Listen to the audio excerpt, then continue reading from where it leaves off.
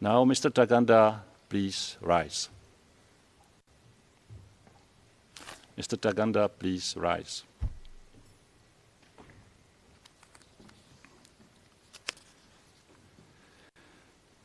Mr. Ntaganda, for the reasons I have just summarized, the Chamber, having heard all of the evidence presented by the parties, finds you, as concerns count 1, guilty of murder as crime against humanity, as concerns count 2, guilty of murder as a war crime, as concerns count 3, guilty of intentionally directing attacks against civilians as a war crime, as concerns count 4, guilty of rape as a crime against humanity, as concerns counts 5 and 6, guilty of rape as a war crime, as concerns count 7, guilty of sexual slavery as a crime against humanity, as concerns counts 8 and 9, guilty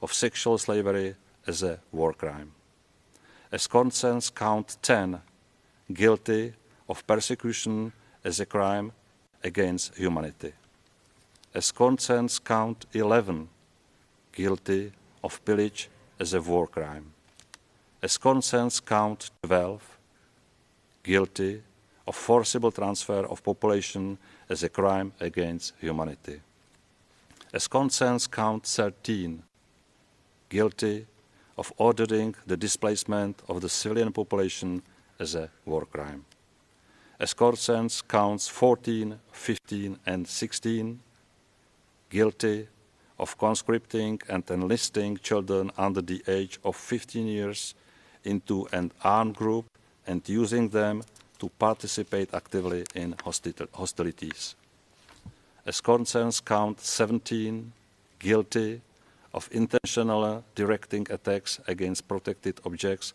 as a war crime, and finally, as concerns count 18, guilty of destroying the adversary's property as a war crime. Mr. Ntaganda, now you may sit down.